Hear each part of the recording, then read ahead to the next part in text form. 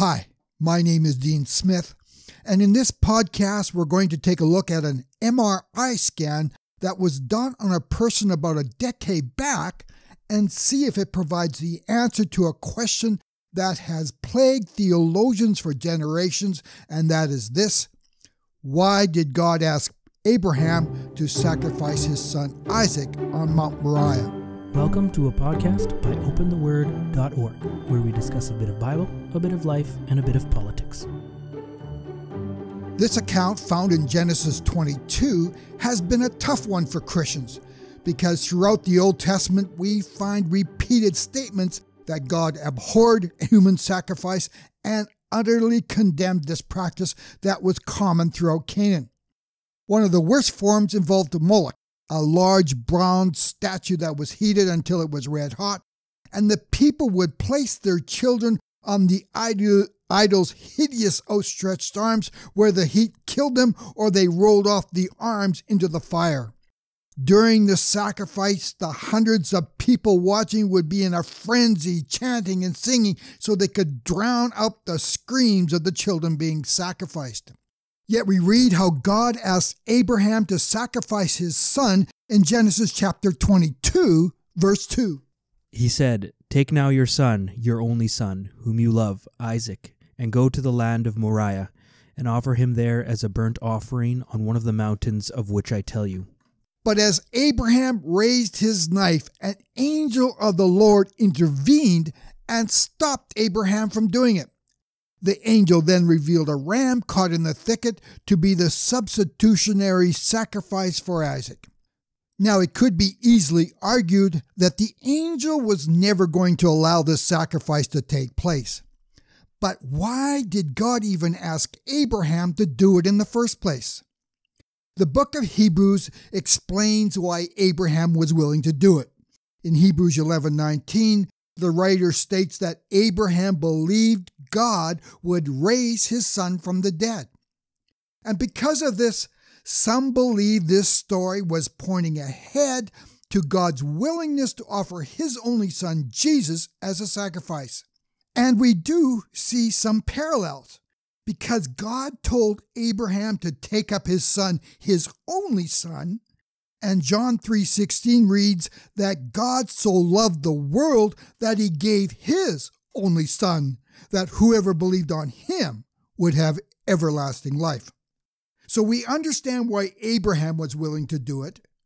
We understand that the story was a prophetic picture for us looking ahead to God's willingness to send his son to be the ultimate sacrifice for the world.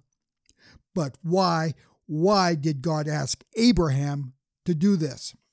We find three words in the first verse of Genesis 22 that tells us why. It reads simply this: God tested Abraham. Probably the worst test I ever took in university was my Biology 203 exam. It was so scarring, I still remember the name of the course that I took 40 years ago. The professor was one of the worst teachers I ever had. In a monotone voice, he droned on and on, hour after hour, listing fact after fact, citing Latin name after Latin name. It tested your mind to remember all those meaningless facts. It tested your mind to stay awake in his class. But God's test of Abraham was even harder, because God wasn't testing Abraham's mind. God was testing Abraham's heart. So what was God testing? Well, to understand that, let's talk about that MRI scan I mentioned earlier. The scan took place about 10 years ago as part of a documentary produced in 2011 by the British Broadcasting Corporation entitled Secrets of the Superbrands. The documentary producers, Alex Riley and Adam Boom, were trying to figure out why people were so loyal to certain brands. They were particularly intrigued by the massive lineups that took place at the time when Apple released its new and latest and greatest iPhone. Now, it doesn't happen so much today, but back then, when Apple announced the day it would release its newest iPhone, people would start lining up hours before the store opened to make sure they were among the first in line to get one. People would even show up the night before with sleeping bags with the intent of sleeping outdoors in rain or shine so that they would be among the first to get in the store when it opened. These lineups would stretch around the block. Riley and Boom wanted to find out what was causing such intense brand loyalty that people would do this. So to figure this out, one of the things they did was have a neuroscientist scan the brain of one of those Apple devotees as the person was using their iPhone. What they discovered shocked them. They found that an unexpected area of the brain lit up, indicating usage. Riley and Boom said, The results suggested that Apple was actually stimulating the same part of the brain as religious imagery does in people of faith. The user's area of the brain associated with religion was activated when the person was using their iPhone. Was this an indication that using an Apple product was a religious experience for some users? If it was, what in the world was going on from a religious perspective? Throughout the Bible, there are repeated warnings against idol worship, but one of the most unusual passages is found in Ezekiel because it gives the warning an unusual twist. Son of man, these men have set up their idols in their hearts and have put right before their eyes the stumbling block of their iniquity. Ezekiel 14, verse 3. Did you notice the twist? The prophet was not referring to the idols made of wood or stone. Rather, he was referring to idols in the heart. In the Hebrew language, the heart was an all-encompassing word describing a person's emotions, will, and intellect. So when referring to idols in the heart, this was not a description of physical objects made of stone or wood, but rather emotional attachments that generated a religious devotion similar to real idols.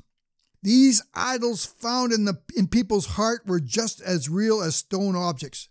The prophet goes on to say that these idols found in a person's heart were stumbling blocks, verse 4, that actually affected a person's walk with God, verse 5, because they led to estrangement, causing people to distance themselves from their true God. So is this what was being seen in the MRI scan? Possibly. So going back to the story of Abraham, it leads to the question, had Isaac become an idol in Abraham's heart? God had given the ancient patriarchs Abraham and Sarah repeated promises that they would have a child. But this promise was delayed and delayed yet again. And finally, Abraham and Sarah took the matter into their own hands and arranged for Abraham to take Sarah's maidservant as a concubine wife, through which they had Ishmael. But God said no. Ishmael was not the promised son. It was a struggle that went on for years, and finally in their old age, God gave them their miracle son, Isaac. And all God's promises of them having descendants that would number like the sands of the sea rested in the survival of Isaac. Can a child become an idol to parents? Is there ever a temptation for parents to live their lives through their children, say in such things as sports? Had Isaac become an idol in Abraham's heart? Is this what God was testing? There comes a time when all parents have to turn their children over to God, and Genesis 22 was Abraham's moment.